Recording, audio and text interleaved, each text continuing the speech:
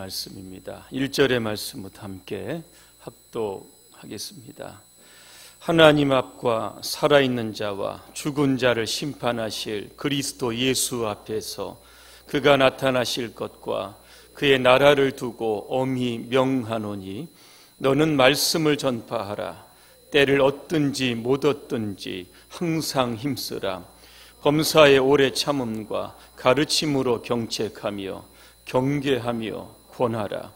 때가 이르리니 사람이 바른 교훈을 받지 아니하며 귀가 가려워서 자기의 사욕을 따를 스승을 많이 두고 또 그 길을 진리에서 돌이켜 허탄한 이야기를 따르리라.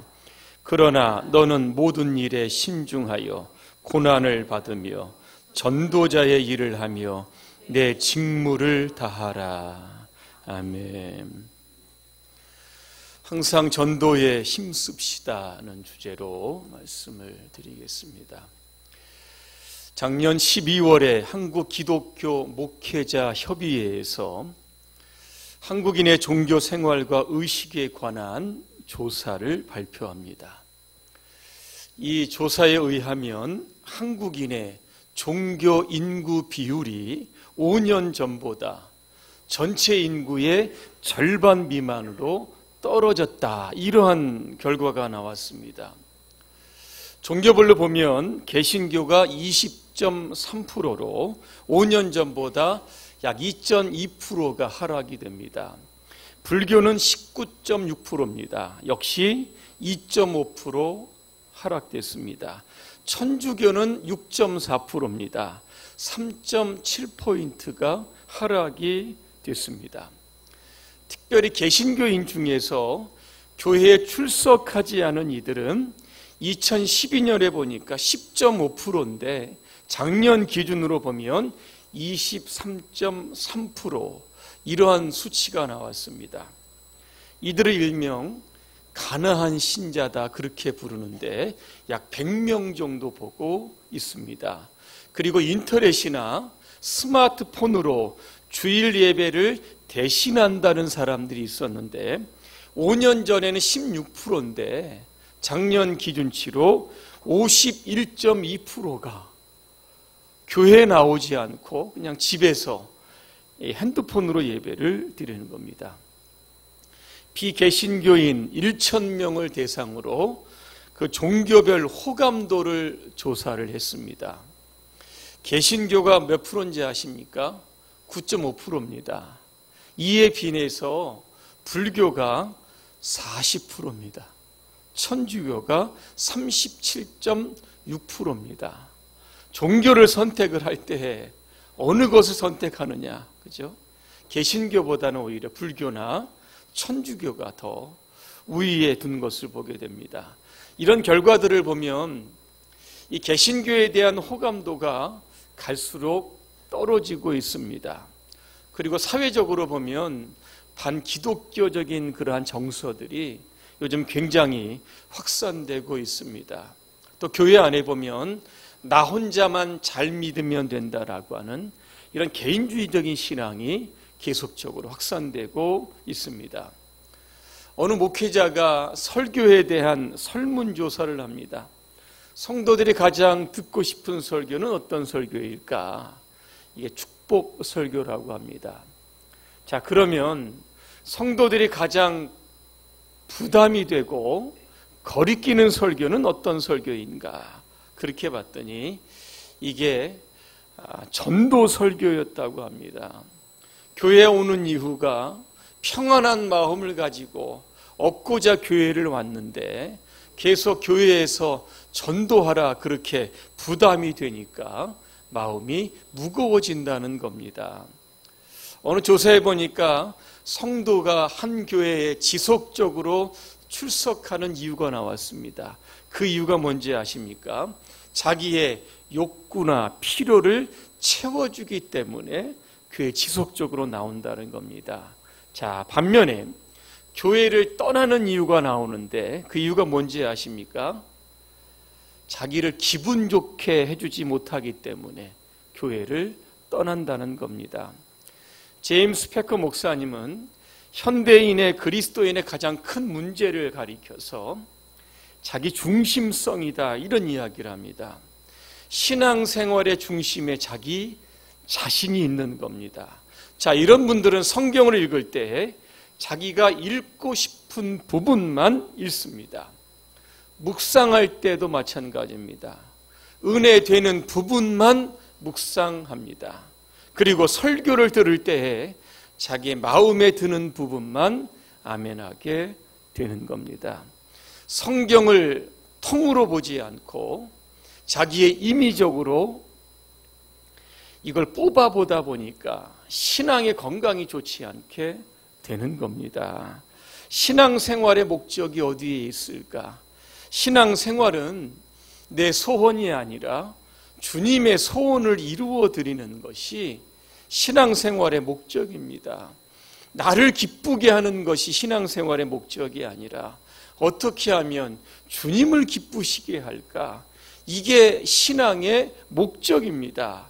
그런 의미에서 전도 설교는 여러분에게는 굉장히 부담이 될지 모르겠지만 예수님께서 가장 선호하시는 설교가 바로 전도 설교입니다. 왜냐하면 전도는 예수님께서 이 땅에 오신 목적이고 승천하실 때 보니까 감람산에 있었던 그 500명의 성도들에게 전도할 것을 부탁을 하셨습니다. 마태복음 28장 19절과 20절입니다. 그러므로 너희는 가서 모든 민족을 제자로 삼아 아버지와 아들과 성령의 이름으로 세례를 베풀고 내가 너희에게 분부한 모든 것을 가르쳐 지키게 하라. 내가 세상 끝날까지 너희와 항상 함께 있으리라 하시니라. 이렇게 되어 있습니다. 오늘 이 시대를 보면 복음을 완강히 거부하는 시대가 됐습니다. 3절에 보니까 때가 이른다 그렇게 되어 있는데 여기에 때는 어느 때를 이야기하는 것일까? 1절에 보니까 산자와 죽은 자를 심판하실 주님의 재림이 가까워진 때를 의미하고 있습니다. 자, 말세가 되면 사람들은 바른 교훈을 거부합니다. 바른 교훈은 바로 예수 그리스도의 복음입니다. 스데반이 공회에서 예수 그리스도를 변증합니다. 그때 모였던 무리들이 어떻게 반응을 합니까? 귀를 막고 소리를 질렀다 그랬습니다. 오늘의 시대가 왜 복음에 이렇게 완강히 거부하는 시대일까? 포스트 모던의 영향 때문입니다. 토마스 오덴이라고 하는 사람은 불란스 혁명 이후로부터 1989년 베를린 장벽이 무너질 때까지의 시기를 모더니즘이라고 했습니다. 그 이후의 시대를 가리켜서 이게 포스트 모던이라고 이렇게 부르게 됩니다. 포스트 모던의 사상적인 특징이 있습니다. 세 가지인데 해체주의와 상대주의와 다원주의입니다.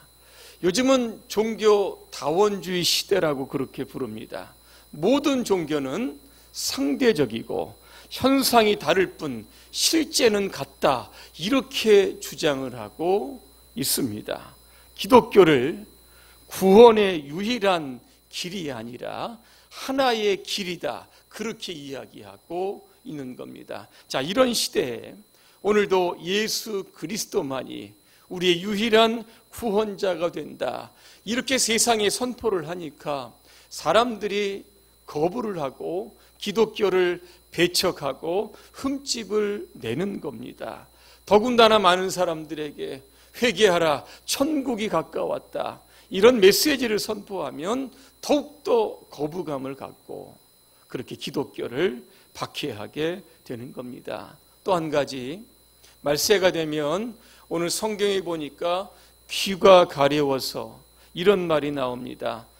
이 귀를 가렵다는 것은 자기를 즐겁게 해주는 말에 쉽게 동의한다라고 하는 뜻입니다. 그래서 진리에서 떠나서 많은 사람들이 허탄한 신화적인 얘기에 귀를 기울이게 된다는 의미입니다. 자, 그러면 이런 시대에 우리가 어떻게 전도해야 될까? 오늘 저는 두 가지를 좀 말씀드리려고 합니다. 첫째로, 전도는 은사나 특별한 기술을 가지고 하는 것이 아니라 마음으로 하는 겁니다. 어떤 마음이 필요할까? 잃어버린 한 영혼에 대한 주님의 마음을 갖는 겁니다. 누가복음 15장에 보면 잃은 양을 찾는 목자가 등장을 합니다. 이 목자에게는 양이 100마리가 있었습니다. 그런데 어느 날 보니까 한 마리가 실종이 됐습니다. 그래서 이 목자는 그 한 마리의 잃어버린 양을 찾기 위해서 동분서주합니다. 마침내 잃어버린 양을 찾습니다. 얼마나 즐거운지 그 양을 어깨에 메고 집으로 돌아옵니다.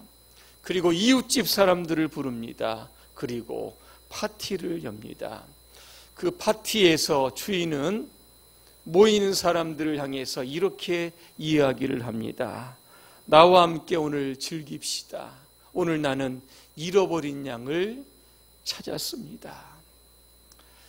100에서 1이라고 하는 숫자는 무시될 수도 있고 포기할 수도 있는 숫자입니다.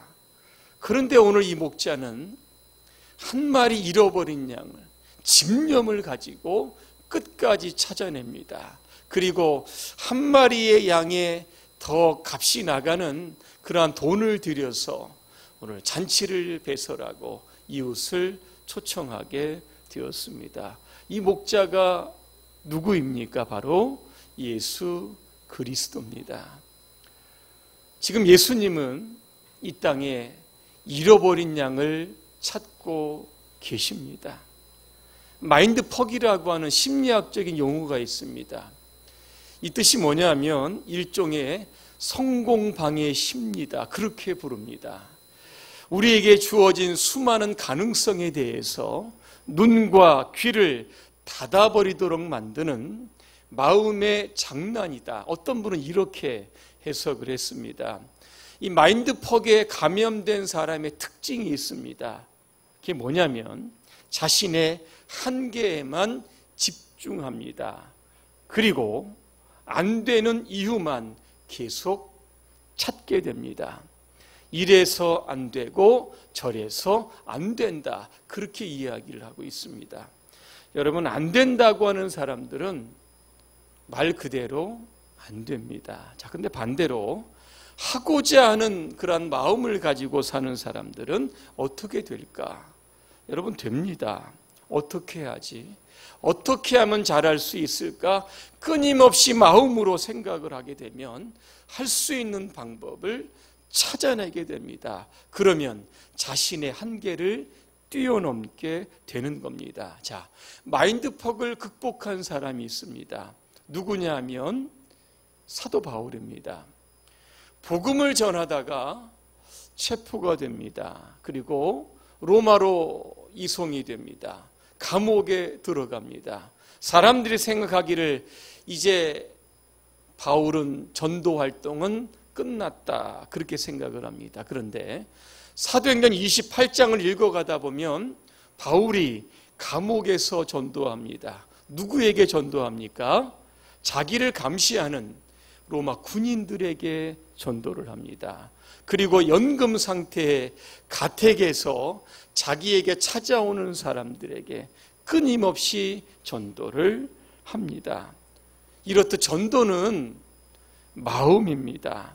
마음만 있으면 감옥에서도 얼마든지 전도할 수 있는 겁니다. 오늘 이따 예배 끝나고 나가실 때 필경대 위에 있는 전도자 대상 카드를 여러분 한 장씩 가져가시기를 바랍니다.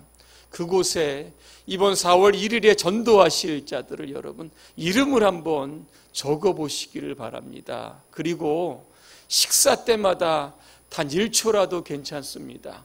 그분들의 이름을 여러분 한번 입으로 말해보시면서 기도하시기를 바랍니다.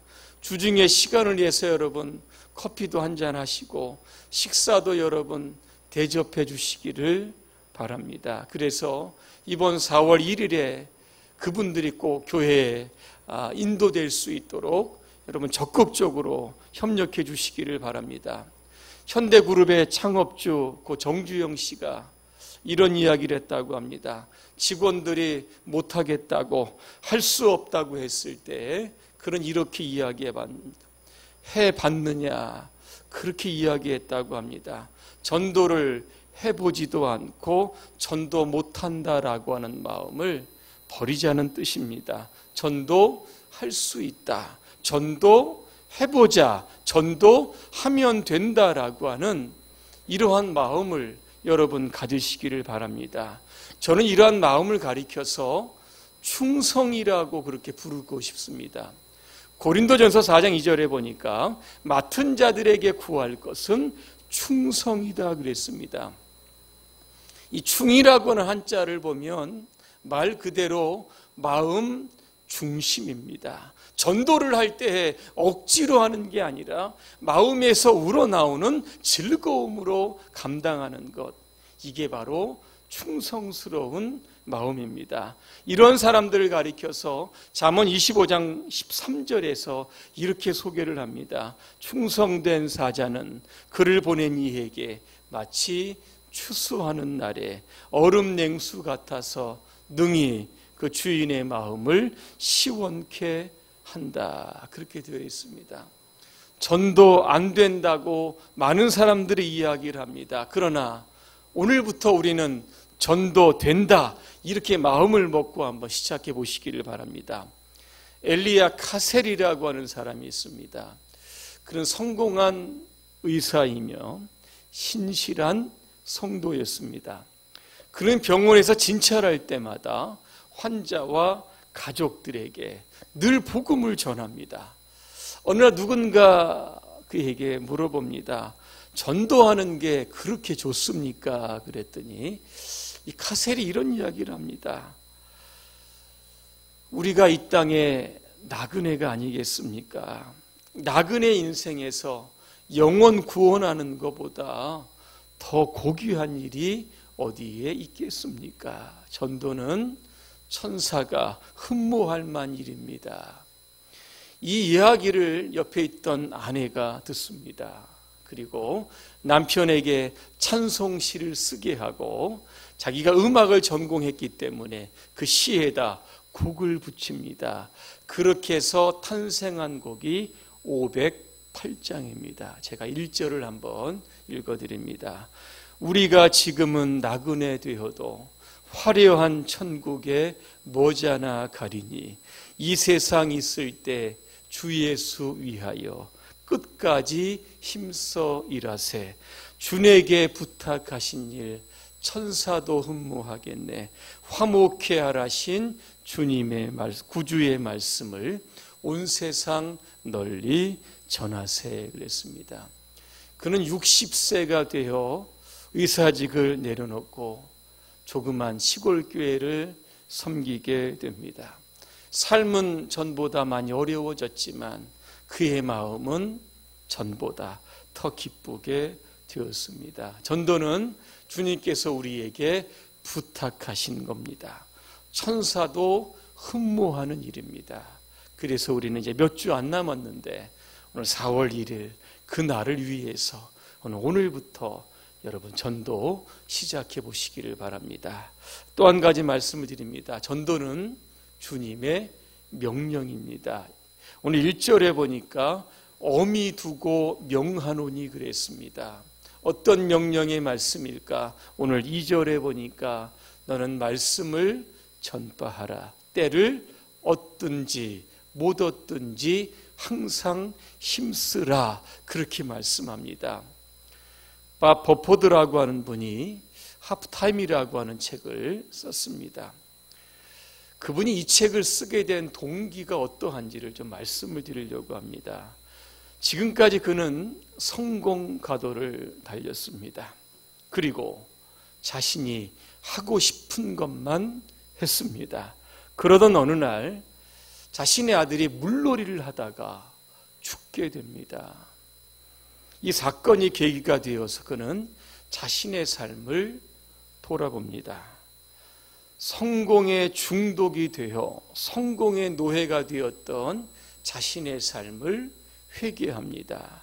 그리고 그 삶을 바꾸는데, 전에는 내가 하고 싶은 것만 하고 살았는데 이제부터는 무언가 해야만 하는 사람이 되었다고 그렇게 결심을 합니다. 그 결심이 동기가 되어 쓴 게 바로 이 하프타임입니다. 그런 이 책에서 삶을 두 가지로 정리합니다. 하나는 내가 하고 싶은 것만 하고 사는 것, 또 하나는 해야만 하는 것, 이렇게 두 가지로 나눕니다. 자, 그렇다면 지금까지 여러분들은 어느 쪽에 더 많은 관심을 두고 살으셨습니까? 어떤 분은 이렇게 이야기를 합니다. 짧은 인생인데 내가 하고 싶은 것만 하도 살아도 시간이 부족할 겁니다. 그러나 여러분, 이 세상이 내가 하고 싶은 것만 하고 살았다라고 하면 아마 이 세상은 엉망진창이 여러분 됐을 겁니다. 여러분, 교회도 마찬가지입니다. 내가 하고 싶은 것만, 여기에만 여러분 몰두하지 마시고 꼭 해야만 하는 전도에 우리 모두가 다 올인해야 되는 겁니다. 그래서 올해 우리가 교회 표어처럼 2배로 부흥하는 그러한 교회로 우리가 함께 나아가게 될 줄로 믿습니다. 꼭 해야만 하는 사람들, 이러한 사람들이 누구일까? 오늘 5절에 보니까 전도자, 그렇게 되어 있습니다. 여의도 순복음교회를 섬기는 우리 김미옥 권사님의 전도 간증이 있어서 제가 잠시 좀 소개해 드릴까 합니다. 이분은 모든 게 완벽한 분이었었는데 한 가지 약점이 있다고 하면 이게 전도를 못하는 겁니다. 그래서 하루는 하나님께 기도를 합니다. 하나님, 내가 그래도 명색이 권사인데 전도를 못합니다.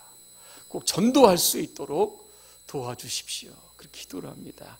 그리고 하루는 용기를 내어서 자기 직장 동료에게 전도를 시작을 합니다. 근데 그 직장 동료가 이렇게 질문을 합니다. 하나님이 살아 계십니까? 그 질문을 받고 이분이 이렇게 대답합니다.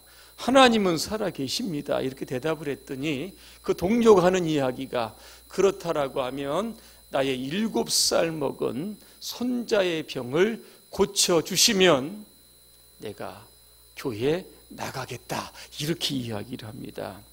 그래서 이분이 그 집을 가봤더니 손자가 재생불능 빈혈이라고 하는 병에 걸려서 얼굴이 누렇게 떠 있는 겁니다. 병원에서는 이미 포기합니다. 완치될 가능성도 없는데 치료비가 1억이나 든다고 합니다. 그래서 이 권사님이 하나님 앞에 기도를 드렸다고 합니다. 하나님, 이 아이를 하나님의 손에 맡깁니다. 살려주십시오. 그리고 나서 교회를 가는 날 빼고는 월화목토 저녁 때에 이 집을 계속 방문을 합니다. 그리고 찬송을 하고 말씀을 읽고 이하를 붙들면서 기도를 시작을 합니다. 하나님, 이 아이 꼭 살려주셔야 이 가족이 구원을 받습니다.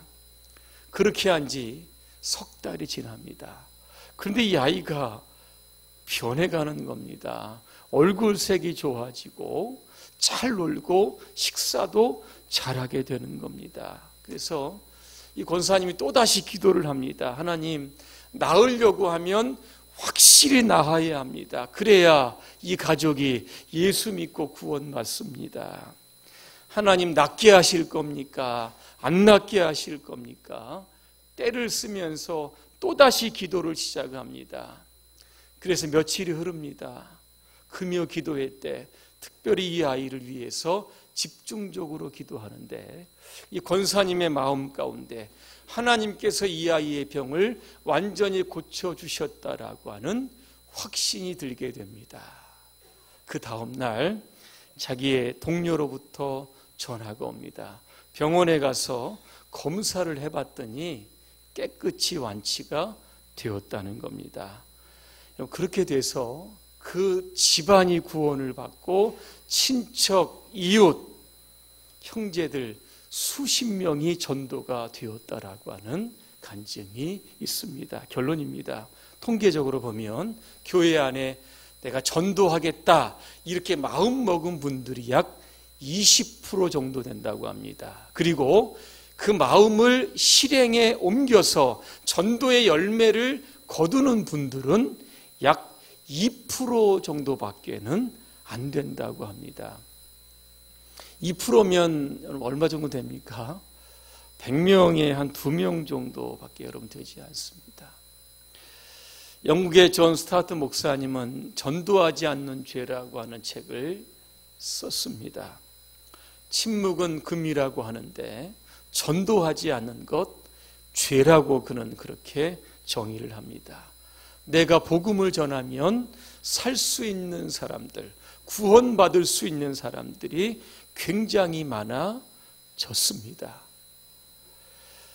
우리나라의 종교 인구 비율 아까 얘기했죠. 50% 밑으로 여러분 떨어졌습니다. 그렇다라고 하면 얼마나 많은 우리가 전도의 대상자들이 우리 주변에 널려 있다라고 하는 것을 우리가 알 수 있는 겁니다. 전도는 마음으로 합니다. 특별한 기술이나 은사가 필요한 게 아닙니다. 예수님처럼 우리 주변에 잃어버린 양 여러분 찾아다니면 찾게 되는 겁니다. 또 하나 전도는 주님의 명령입니다. 주님이 이 땅에 오실 때 승천하실 때 하셨던 말씀 조금 전에 말씀을 드렸습니다. 아마 그 부분에 관해서 우리에게 물어보실 겁니다. 이 땅에 살아가는 동안 주님의 명령을 받들어서 도대체 얼마나 많은 영혼을 주님께로 인도했는가? 반드시 이 질문은 우리에게 여러분 할 겁니다. 그렇다고 하면 우리가 주님 앞에 설 때의 그 모습을 생각을 하고 주님의 질문하실 것들을 우리가 이 땅에서 미리 준비하며 살아가야 되는 겁니다. 4월 1일입니다. 부활주일이면서 새가족 초청주일입니다. 여러분의 양손에 그죠? 많은 잃어버린 영혼들이 오늘 주님의 교회를 찾게 되기를 주님의 이름으로 축원합니다. 기도하겠습니다. 은혜로우신 하나님, 우리는 전도자입니다. 전도자는 주님의 마음을 가지고 살아가는 사람들입니다.